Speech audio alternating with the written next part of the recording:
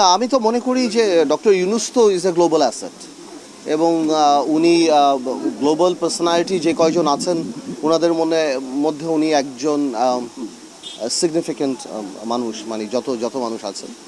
তো I am sure যে India আর বাংলাদেশের যেই দ্বিপাক্ষিক আলোচনা হলো বা যেই আলোচনাই হলো, আমি পজিটিভলি দেখি এবং আমি মনে করি যে এই দুই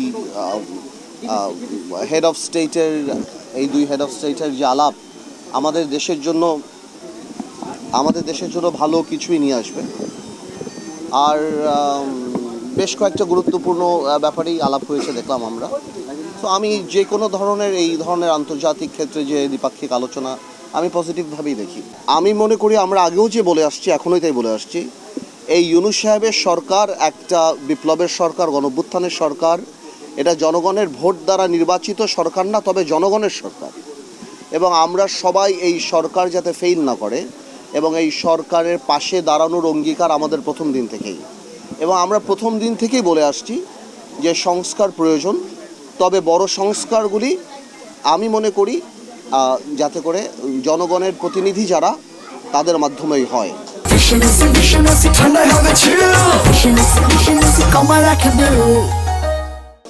তো আমরা সেভাবেই ইউনূস সাহেবকে সাহায্য করে যাচ্ছি এবং বা তার পাশে আছি।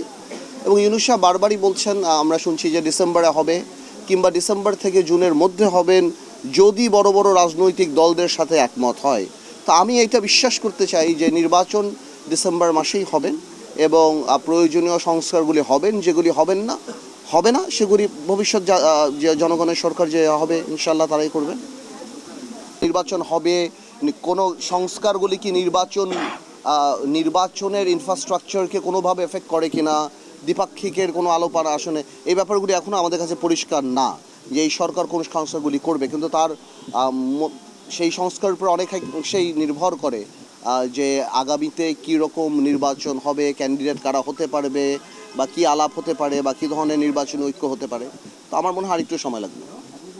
সংস্কার যেগুলি করার সেগুলি করা উচিত এবং যেগুলি বড় সংস্কার এগুলি ন্যাশনাল কনসেনসাস নিয়ে জাতিগতভাবে ঐক্যমতের ভিত্তিতে একটা চার্টার করে দরকার পড়লে বলে দিয়ে যে আমরা সবাই এই সংস্কারগুলি জনগণের প্রতিনিধি যে সরকার হবে তারা করবে। Because at the end of the day আমাদের কমিটমেন্ট তো মানুষের উপর, আমাদের কমিটমেন্ট ভোটারদের উপর, জনগণের উপর। তো আমরা যদি সেটা না রাখি, সেই কমিটমেন্ট না রাখি, তাহলে জনগণের কাছে আমাদের জবাবদিহিত করতে হবে।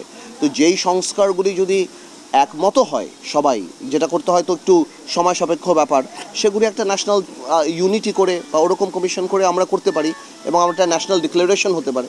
এরকম অনেক কিছুই হতে পারে। বাট আমি মনে করি সংস্কারের কথা বলে আসলে এই এত বছর নির্বাচন হয় না, এই মানুষ তাকিয়ে আছে এবং জনপ্রতিনিধিত্বের একটা ব্যাপার আছে। আপনি দেখেন যারা হয়তো ঢাকা সিটিতে একজন ভদ্রলোক বা কয়বার ওয়ার্ড কমিশনের কাছে যে আমরা বলতে পারি না, এখানে আপনি তাকিয়ে দেখেন জনপ্রতিনিধিদের জন্য একটা মানুষের একটা আকাঙ্ক্ষা আছে, একটা ইউনিয়ন চেয়ারম্যান থেকে আরম্ভ করে মেম্বার থেকে আরম্ভ করে এমপি।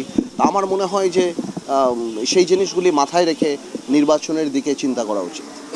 যতখানি আমি ফরমেশন দেখেছিলাম, আমার কাছে মনে হয় যে এই ফরমেশনটা ওনারা আনুপাতিক হারে, আমি যত দেখলাম আনুপাতিক হারে ওপরের যে চেম্বারটা থাকবে সেখানে নেবে। বাট আমি মনে করি আমার জায়গা থেকে আমি মনে করি বাংলাদেশের মেরুদণ্ড, বাংলা উন্নয়ন যদি আপনার করতে হয় তাহলে আপনার স্থানীয় সরকারকে করতে হবে। আমি মনে করি আরেকটা যদি চেম্বার করতেই হয় তাহলে 500 উপজেলা চেয়ারম্যান থেকে আরম্ভ করে এবং 111টা পৌরসভা থেকে আরম্ভ করে এবং জেলা পরিষদ থেকে আরম্ভ করে এদের নিয়ে যদি একটা চেম্বার করা যায় এবং সেখানে যদি একটা বরাদ্দ দেওয়া যায় এবং উন্নয়নের বাজেটগুলি যদি এদের হাতে দিয়ে দেওয়া যায়, তাহলে আমার মনে হয় যে এটা আরও অনেক বেশি জনসম্পৃক্ত হবে এবং তাদের দায়িত্ব অনেক বেশি বাড়বে। কারণ আপনারা দেখেন উপজেলা চেয়ারম্যানদের বেসিক্যালি কোনো কাজই নেই বললেই চলে, শুধুমাত্র গমটা বেগুলো।